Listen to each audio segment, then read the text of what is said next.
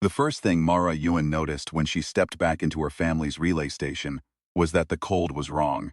Not the cold of deep space bleeding through insulation, rated for -200 Celsius. Not the functional, familiar cold of recycled air and processor heat, and the dry hum of life support doing its quiet arithmetic. This was different. This was personal. A cold that knew her name and had been waiting by the door. She had come home because her sister was dead. That was the official word from the Outer Relay Authority. Fen Yuen, senior communications technician, had suffered cardiac arrest during an unmanned maintenance cycle on Station Mira 7. 6 weeks after the Cheln had arrived in their solar system, and 4 days after first contact had gone catastrophically silent. The Aura's automated courier had delivered the notification to Mara at her posting on Ganymede with the same impersonal efficiency it delivered maintenance schedules and resupply manifests. Deceased. No further details. Return to station at your discretion. She had not returned at her discretion. She had returned because her father was still on Mira 7, alone with whatever had killed her sister, and because Mara Ewan had never once in her 31 years done anything at her discretion when the alternative was doing it with both hands around its throat. Mira 7 was not built for beauty. None of the relay stations were. They were functional constructs, strung like beads along the outer edge of the heliosphere. Squat cylinders of pressurized alloy and heat shielding, bristling with antenna arrays that linked humanity's scattered settlements in a net of signal and language and noise. Mira 7 was the oldest of them, commissioned before Mara was born, before the resource corridors had pushed settlement out this far, back when it was just her parents and their tools, and the vast indifference of space. She had grown up here, learned to walk in the low artificial gravity, done her schoolwork by the blue glow of the signal boards, eaten dinner, listening to the tick and settle of the hull contracting in the dark. She knew every sound this station made. The sound it made now was wrong. She had docked in Bay 2, the small one, because Bay 1's approach sensors had given her a ghost reading on the way in, a shape on the scanner that wasn't there. When she held position and checked twice, a cold smear of nothing that her navigation system logged and then quietly deleted. She'd noted it and kept flying. In the 6 weeks since the Cheln had gone silent, Mara had learned that a lot of things in the outer system were giving ghost readings. The science teams on Titan were calling it sensor interference from the Cheln vessel's propulsion wake. Mara had read those reports. She didn't find them convincing. The airlock cycled. She pulled off her helmet and breathed in the station air, and the wrongness of the cold hit her before she'd taken 2 steps into the corridor. "Dad," she called. Her voice went down the corridor and kept going, longer than it should have. Relay stations were small. Sound bounced off things. Sound came back. This didn't. She found him in the communications bay, which was where she'd expected to find him, because Rael Yoan had spent 40 years sitting in front of signal boards, and the gravitational pull of habit was stronger than grief. He was in his chair with his back to the door, shoulders curved in the posture she associated with deep concentration, and for one suspended moment she let herself believe the aura had been wrong, that it was Fen who died and her father who was fine, and that everything was still. "Mara." His voice was flat. Not flat like grief. Flat like something had been removed from it. "You came." "Of course I came." She put her hand on his shoulder. He didn't lean into it. "Dad, how are you holding up?" He didn't answer that. He was looking at the main display, which was cycling through frequency bands. The standard sweep pattern for passive monitoring. The thing you did when you were listening for signals without broadcasting. The pattern her sister had programmed. Fen's pattern, running automatically. Fen's ghost, still working. She didn't have a cardiac arrest, her father said. Mara sat down in the secondary chair. "I know the aura says. I know what the aura says. I also know that Fen was 28 years old and had passed her last 3 physicals with marks in the 95th percentile." She kept her voice steady. "What do you think happened?" Her father was quiet for a long time. On the display, frequency bands scrolled past in colors that meant different things. Radio, microwave, the narrow bands the Cheln had been using before they stopped. Fen had color-coded them. Fen had color-coded everything. It was one of her compulsions, one of the small textures of her, that was everywhere on this station, and would be everywhere forever. "She was in the attic," Rael said finally. Mara looked up. "What?" "The signal processing bay. We always called it the attic, remember?" She was running a maintenance cycle on the deep scan array. "I was here, I heard." He stopped. His hands moved on the console, not pressing anything, just moving. "I heard her running, up there. And then I didn't hear anything, and when I went up she was." He didn't finish. He didn't need to. Mara had read the incident report 3 times on the flight in, filling in the gaps between the clinical language, reading what the words were shaped around. She was cold, Mara said, not a question. Her father looked at her for the first time since she'd come in. His eyes were red from days of not sleeping and something else. Something that sat behind the exhaustion like a shape behind frosted glass. How did you know that? Mara didn't answer because she didn't have an answer that would help. What she had was instinct honed by 6 weeks of watching the Cheln situation develop from her post on Ganymede, reading every intercept and signal analysis that crossed her board, and one specific piece of data that she had not shared with anyone, a frequency fragment she'd caught 11 days ago, in the narrow band between Cheln's standard transmission and the thermal noise floor, that didn't match any known Cheln signal profile. Something that was shaped more like breathing than communication. Something that had gone quiet the moment she started analyzing it, as if it noticed. As if it became aware it was being heard. I need to see the attic, she said. Her father's hand shot out and caught her wrist. His grip was stronger than she expected. You should stay out of there, Dad. Mara. His voice had something in it now that hadn't been there before. Not the flat, removed quality, but its opposite, raw and jagged. Since she died, I keep hearing things up there, at night, in the quiet. It sounds like, he stopped. It sounds like marbles, rolling.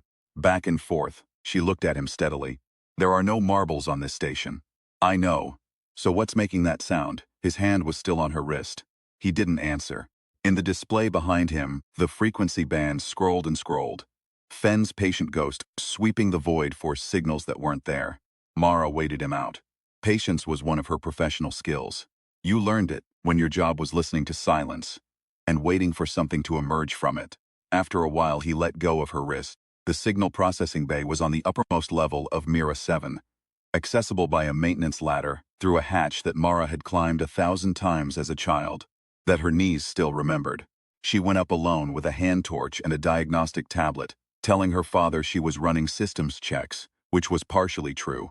She was running systems checks.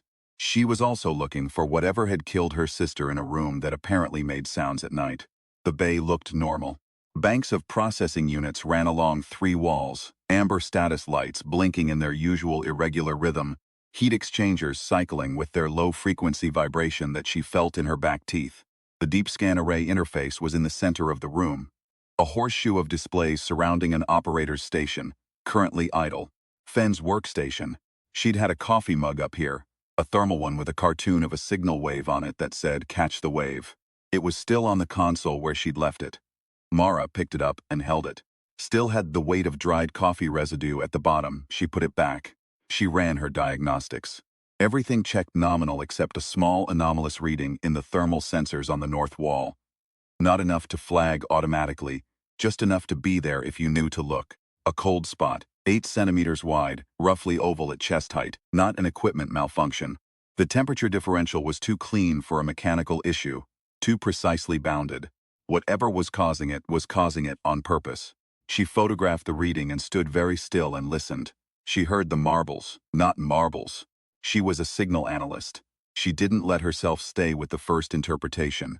She heard something spherical rolling on a hard surface with a regular, almost rhythmic pattern, back and forth, 4 seconds one direction, pause, 4 seconds back, like a pendulum. Like something counting, she looked at the floor. Nothing there.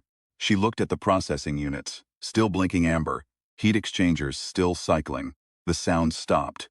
In the silence that followed, Mara became aware of 2 things simultaneously. The cold spot on the north wall had grown. It was now half a meter wide, and the air around it tasted different, tasted thin and sharp and faintly electrical, the way air tasted just before a capacitor discharged, and the display on Fenn's workstation, which had been idle, was no longer idle. A single frequency band had appeared on screen, narrow, precise. The same band she'd caught 11 days ago on Ganymede, the Cheln signal that breathed.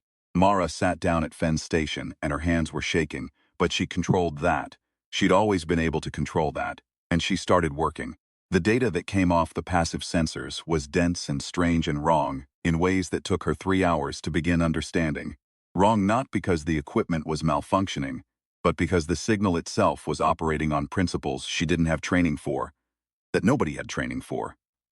Because nobody had spent enough time around Cheln signal architecture to know what its edge cases looked like. The Cheln had arrived 6 weeks ago at the outer heliosphere in vessels that human long-range optics described as enormous and dark, and not quite any shape that perspective could make comfortable.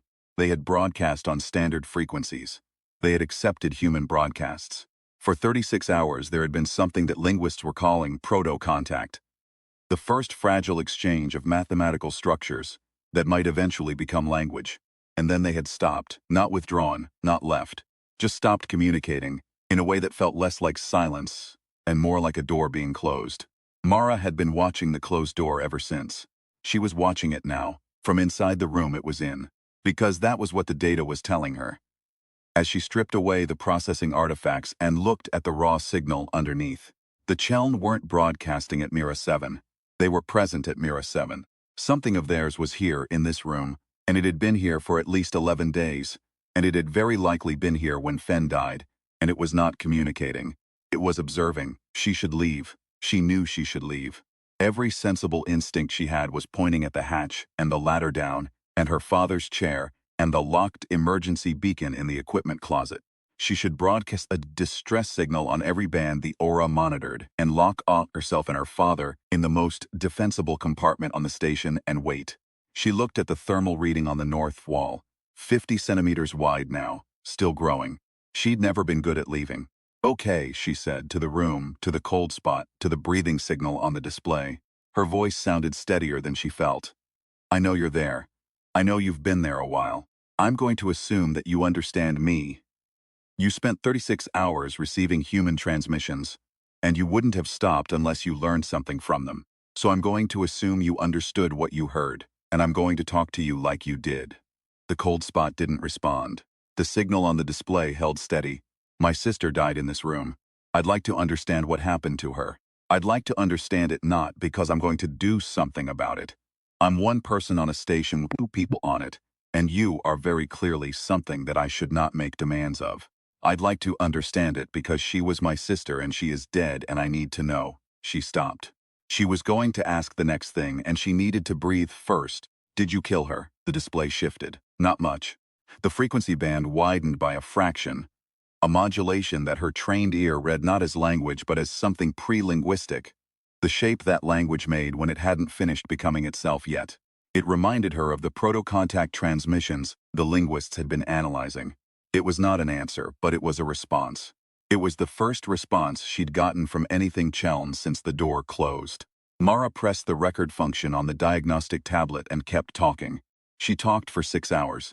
She came down from the attic at what the station clock said was 0300 hours, which meant nothing in the outer heliosphere but had been her family's nominal nighttime for 40 years, and her father was asleep in his chair in front of the signal boards. She had a blanket she'd pulled from the supply closet and she put it over him and stood for a moment looking at the side of his face. The lines of him, the familiar geography of age and worry. Her father, who had spent 40 years listening, and who still could not hear what was in the room above his head. She thought about waking him. She thought about telling him everything. She didn't. Not yet. She needed to understand more of what she had before she handed him the weight of it. She went to the small galley and made tea the way her mother had taught her. Not the way the station's auto-dispenser did it, but from actual dried leaves in a filter, the ritual of it, the 3 minutes of waiting. She stood with the mug in both hands and looked at the thermal readout she'd pulled up on the galley's secondary display. The cold spot on the north wall of the attic had stopped growing. It was holding at roughly 60 centimeters. She didn't think that was a coincidence. She drank her tea. She thought about what she knew. What she knew, the Cheln were non-corporeal, or partly so, or capable of projecting some aspect of themselves that was non-corporeal. This was consistent with the shape anomaly she'd seen on the approach scanner, not a physical vessel, but a presence. Something that was in a place without occupying it, the way matter occupied space. What she knew. They had been at this station for at least 11 days. What she knew. Her sister had died in the room they were in. What she did not know, why. What she did not know, whether they had intended it. What she did not know, and this was the one that kept her awake. The one that she turned over and over, in the quiet of the galley with her tea going cold, was whether the proto-contact transmissions, the 36 hours of attempted communication that had ended in silence, had ended because the Chelm learned something that made communication unnecessary, or because they learned something that made them choose a different method. She went back up to the attic at 7:00, after she'd slept 3 hours in the secondary bunk and eaten something and checked the station's external sensors. Her father was awake by then, and she told him she was running more system diagnostics, which was still partially true. She had a better handle on partially true by this point. The cold spot was where she'd left it. The signal on the display was where she'd left it. She sat down at Fenn Station and she said, "Good morning. I've been thinking about what we talked about and I want to try something different."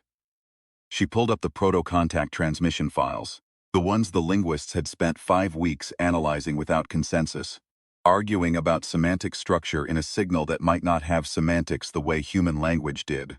She pulled them up, and she started feeding them back through the transmitter on the narrowband frequency. Not broadcasting out into space, but broadcasting locally, filling the room's air with the shapes of the exchange that had happened and then stopped. The cold spot moved, not toward her, sideways along the wall toward Fenn's workstation, toward the transmitter, like it was listening from a different angle. "You stopped answering," Mara said over the transmission. 36 hours and then nothing. "Can you tell me what changed?" The display modulated. She'd been watching it long enough now to begin reading the modulations as a vocabulary of sorts. Not words, not semantics, but valences. This modulation meant something was being indicated, a direction, a condition. She'd spent all night working this out and she was not certain.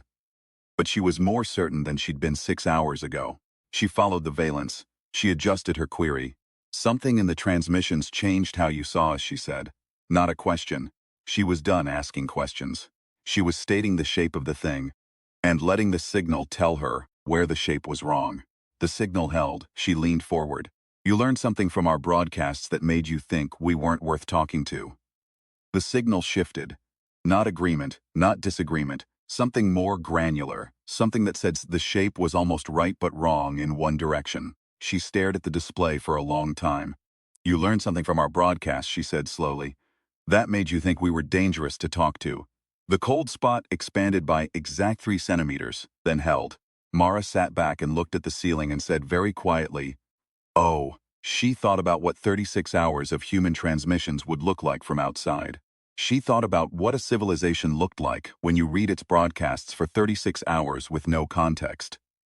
The emergencies, the entertainment, the arguments, the political transmissions, the weapons tests logged in the frequency data, the military comm protocols that were right there in the signal architecture for anyone with sufficient processing power to decode. She thought about humanity the way the Chelm must have seen it. Loud, complicated, fractious, and fundamentally, inescapably oriented toward conflict. A species that built weapons the way it built cities, reflexively as infrastructure. She thought about Fenn, who had been in this room when they arrived, who had been the first human being they encountered at close range. She thought about what Fenn might have done alone when she realized something was here. Her sister had been braver than her. Everyone who knew them both said so. Fenn had been the one who ran toward things, the one who opened doors, the one who, faced with something impossible in a room at the top of a station, would have done what Mara was doing now. Except without 6 weeks of data, and 11 days of watching and 6 hours of building vocabulary. Without the tools, without knowing what she was talking to. With nothing but herself and the situation. Mara pressed her fist against her mouth for a moment. Then she opened her hand flat on the console, palm up, which was a human gesture and probably meant nothing here, but she did it anyway. "My sister wasn't a threat," she said. "She was scared, probably. She would have tried to communicate. Whatever she did, however she responded to you being here, it was because she didn't know yet that you were." She stopped. Started again. "She was trying to make contact. The same thing you were trying to do. The same thing I'm trying to do right now." The signal did something she hadn't seen it do before. It split into 2 bands, running parallel, one on either side of the base frequency. She watched them for a moment, reading the structure. 2 valences, simultaneous. She recognized one of them, grief, or the shape of what grief was. Loss registered as a change in orientation, a before and after encoded in signal structure. She'd worked out this valence at ERO 400. When she'd been mapping the modulation patterns and had nearly missed it, because it was subtle, and because she hadn't been looking for it. She'd thought it was an artifact. It wasn't an artifact. The second band was new. She didn't have vocabulary for it yet. She spent 20 minutes working on the second band, asking oblique questions, reading the shapes, discarding interpretations that didn't fit. Her hands were steady. She'd been a signal analyst for 9 years, and she had never in those 9 years worked a more important interpretation problem, and she could feel that fact in her blood, and she set it aside. Because you couldn't work with it sitting on your chest. When she got to the interpretation, she stopped moving for a moment. Error. Or something functionally equivalent to error. An action taken on incorrect information that produced an unintended result. An outcome that should not have been. The shape of a thing that went wrong. The Cheln were expressing, in the only vocabulary they had begun to build with her, that her sister's death had been a mistake. It hadn't been violent. It hadn't been deliberate. Something about a non-corporeal presence, interacting with a human biological system in an enclosed space, had produced a catastrophic outcome that neither party had anticipated, that the Cheln had not known was possible until it happened, and that they had, after, been unable to undo. The door didn't close because the Cheln decided humanity was not worth talking to. The door closed because something had gone terribly wrong in the first room they'd ever shared with a human being, and they hadn't known how to say it. Mara put her hands flat on the console and breathed. She breathed for a long time. Outside the station's hull, space was its usual indifferent self. Ancient, cold, uncaring, full of physics and nothing else. Inside the attic of Mira 7, 600 billion kilometers from the nearest city, a cold spot on a wall held its precise 63 centimeters and waited. "My name is Mara," she said. "My sister's name was Fen. She liked color-coding things. She kept bad coffee in a thermal mug with a wave on it. And she always burned the heating elements out of her bunk warmer because she ran it too high. She heard her own voice doing something at the edges, and she controlled that. She was braver than me, and she died trying to talk to you. And I would like you to understand that the thing she was trying to do when she died was exactly the right thing to do. The only thing worth doing. And I would like to keep doing it." She waited. The two signal bands merged back into one, then widened. Wider than they'd been at any point in the last 12 hours. New range. New frequency territory, as if a constraint had been removed. She leaned forward and started translating. Her father found her at 1400 hours, still working. He stood in the hatch for a long time before he said anything, and she knew he was there because his presence changed the air circulation slightly, and the station was small enough that she'd learned to read that years ago. "Mara," he said. "I know," she said. "What are you?" "I know, Dad. Come here." He came down from the hatch and stood beside her, and she watched his face as he took in the display. The signal architecture she'd been building for the last hours, the vocabulary tree, the mapped modulations, the careful notation in the margins of her tablet.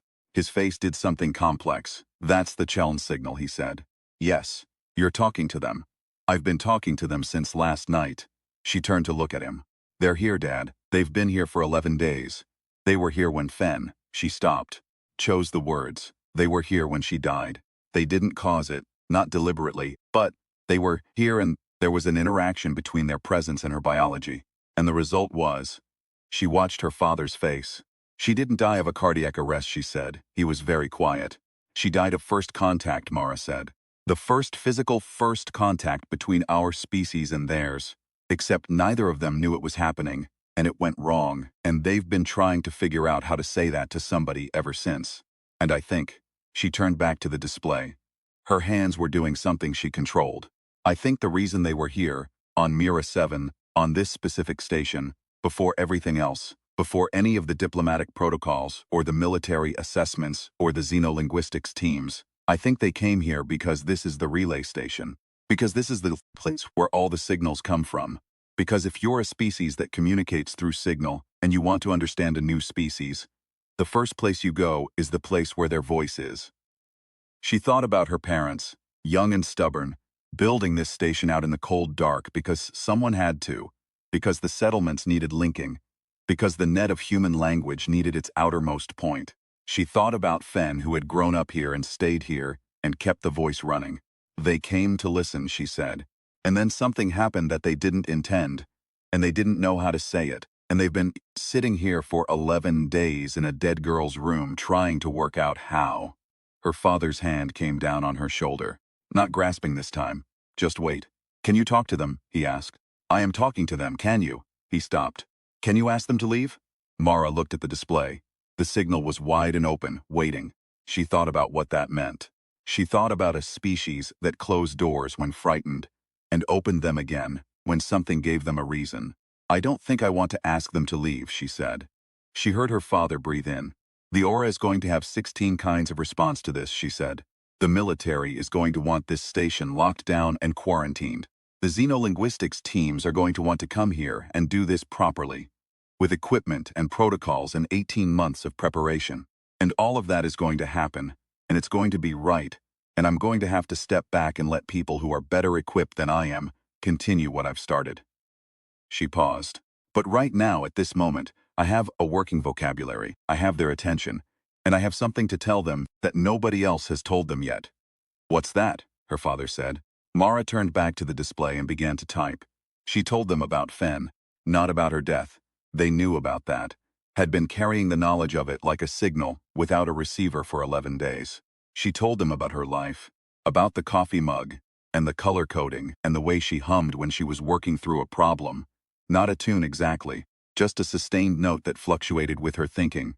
She told them about a girl who had grown up at the outermost relay point in the human net, and had stayed there because someone had to keep the voice running, and who would have been sitting at this exact station if the ships hadn't arrived, listening for signals in the dark with the same patience and the same stubborn hope that Mara was bringing to this moment.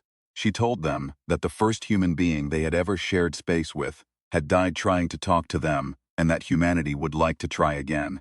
She told them that her species was loud and complicated and frequently dangerous, and also made coffee in thermal mugs with cartoons on them, and hummed when they were thinking, and kept relay stations running in the cold of the outer heliosphere for 40 years, because the alternative was silence, and they had never been very good at silence. She told them that she would like to understand what they were. The signal did something while she was typing that she'd never seen it do before. It turned inward briefly, as if receiving rather than sending, and then it came back, and it came back changed, denser, more complex, structured differently, with new architecture at the base frequency that she hadn't built and couldn't immediately parse. She worked on parsing it. She worked for 2 hours while her father sat in the secondary chair and didn't speak, which was the most useful thing he could have done, and she could have told him that, except the silence was necessary. When she had the parsing done, she sat for a while and looked at what she had. The Cheln had a word for Fen. She couldn't render it in any human language with confidence. It was a signal construction, a shape in frequency space, and the nearest equivalent she could work out was something like one who listens at the edge, the one who sits at the boundary of sound and silence and holds the line between them.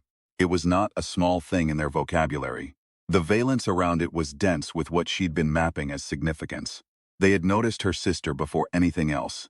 Before the diplomatic transmissions, before the protocols, before any intentional contact had been made, they had registered the presence of a human being in an outer station who spent her working hours in the exact practice that was, apparently, closest to the Cheln equivalent of a sacred function. The patient, disciplined, careful act of listening. Fen would have found that funny, in the way she found things funny when they were also devastating, which was the only kind of funny Fen had ever really appreciated. Mara pressed her hand flat against Fen's thermal mug and held it there. Then she picked up her tablet and started composing the transmission she was going to broadcast to the aura. The one that would set in motion everything that came next. The arrival of the authorized teams and the protocols and the 18 months of careful preparation. The one that would necessarily take this out of her hands and put it into larger ones. Before she sent it, she turned back to the display one more time. "This station's going to get very crowded," she said. "I want you to understand that what happens after I send this signal is not what I would choose. I would choose this room and this vocabulary and more time. But that's not how my species works. When we find something important, we send everyone we have, and we argue about it at high volume, and we get a lot of it wrong for a long time before we get it right." She breathed. "But we stay. We are very hard to move when we decide something matters, and this matters. You have my word that this matters." The signal widened, held. She sent the transmission. The aura response came in 40 minutes, which was faster than she expected, which told her they'd been monitoring the station's frequencies and had already been reading the anomalous signals. The response was a burst of protocols and authorization codes, and an immediate transmission directing her and her father to evacuate to the secondary shelter pod in Bay 2. Pending arrival of a containment and assessment team. She read it twice. She acknowledged receipt. She did not evacuate. The second transmission came 20 minutes later, more insistent, with a security flag attached that would have made a different person in a different situation comply immediately. She acknowledged that one too. Then she turned to her father. How long can you stall the ORA's approach teams on the traffic management systems without it being a formal obstruction of operations? He looked at her for a moment with an expression she recognized from childhood. From the time she'd done something that was clearly wrong and clearly necessary in equal measure. 6 hours, he said, maybe 8, that's enough. She went back up to the attic. She had 6 hours and an open signal and a vocabulary she'd built from scratch in 17 hours, and she intended to use all of it. Not for herself. She was done thinking about what she wanted. She was thinking about what came next. The teams and the protocols and the 18 months. And she was thinking about what they would need to not get killed by an accident that neither side saw coming.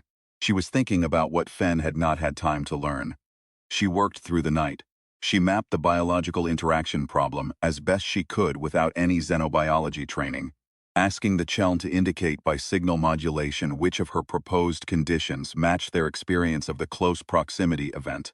The cold, the electrical taste in the air, the pressure changes she hypothesized from the sensor data.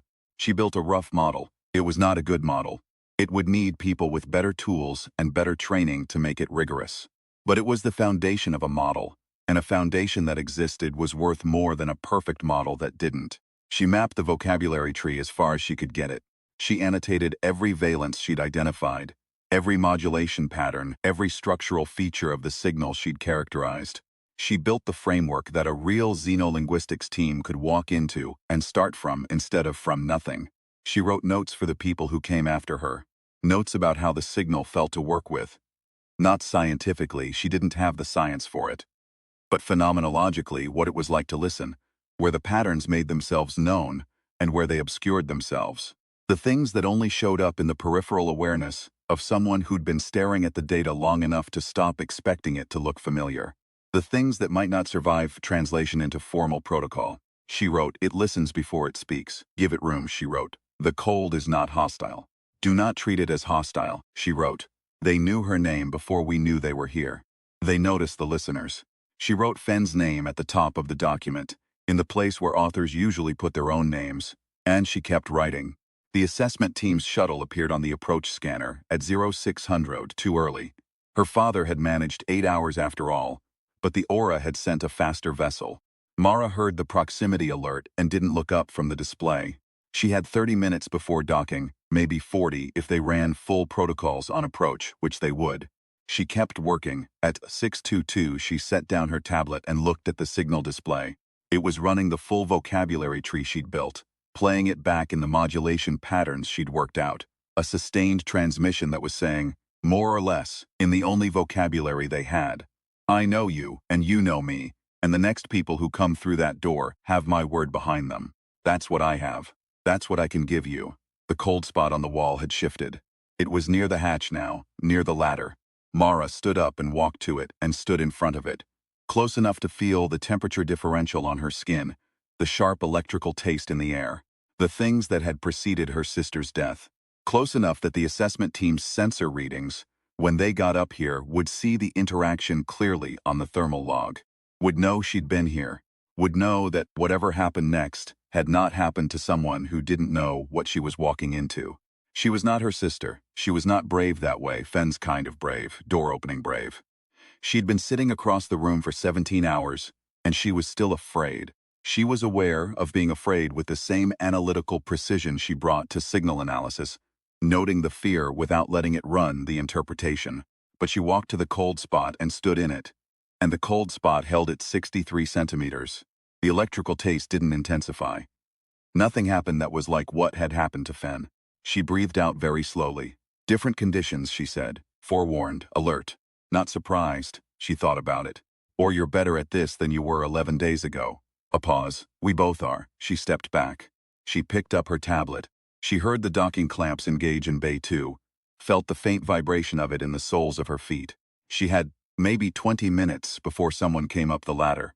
She spent 15 of them, finalizing her notes and transmitting the vocabulary tree to the ORA's Xenolinguistics division on the narrow channel she'd been using, flagged as preliminary contact data. Handle with care. She spent 2 of them sitting at Fenn's station, with her hand around the thermal mug. She spent the last 3 talking. She told the cold spot that she was going to have to go and explain herself to some seeple, and that she was probably going to spend a significant portion of the coming months being told, in various official registers, that what she'd done had been irregular and inadvisable, and possibly in violation of 3 different contact protocols. She told it that she agreed with all of that on a technical level. She told it that she'd do it again. She heard boots on the ladder. "One more thing," she said, quickly. But there's almost time for one more thing, and she'd been saving it. She told them about the relay. About what this station was, what Mira 7 had been for 40 years. The outermost point of the net. The place at the edge of everything, where 2 people who had loved each other and loved the work had built a voice in the dark so that everyone further in could stay connected. She told them that the humans who came next, the teams and the protocols in the 18 months, would carry that purpose with them, even if they didn't know it. That the purpose of the net was connection. That the purpose of the relay was to extend the net. That the humans who built these things at the edge of everything had always understood, on some level they hadn't had language for until now, that the net was supposed to extend outward as far as anything could hear. The hatch opened. "Dr. Yoon," said the man at the top of the ladder, an aura field assessor by the insignia. Behind him, she could see 2 more, and behind them, someone in a Xenolinguistics division vest who was already looking at the display with wide eyes.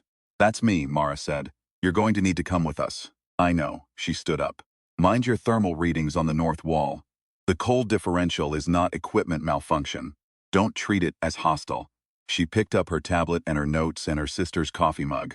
Also, she'd want her mug back eventually. "I'm going to need someone to verify if the Cheln have any concept of personal property." She followed them down the ladder. The cold spot on the north wall held at 63 centimeters. On the display above it, the signal continued to run. Fenn's frequency sweep, still patient, still cycling, the ghost of a listener at the edge of everything. It would be 4 months before the formal Xenolinguistics team published their first contact taxonomy, built on the vocabulary tree Mara had started in 17 hours in a room at the top of a relay station. It would be 2 years before the first formalized communication protocol was approved by the Joint Cheln-Human Contact Commission. It would be 11 years before the incident report on Fen Yuan's death was officially reclassified from cardiac arrest to first contact casualty, which is what it had always been. The Cheln contributed to the taxonomy. They had their own name for the vocabulary tree, a signal construction that translated, imperfectly, as the shape of what one voice taught another. They included Fen in the citation. There was a station at the edge of things where the voice went on. There always was.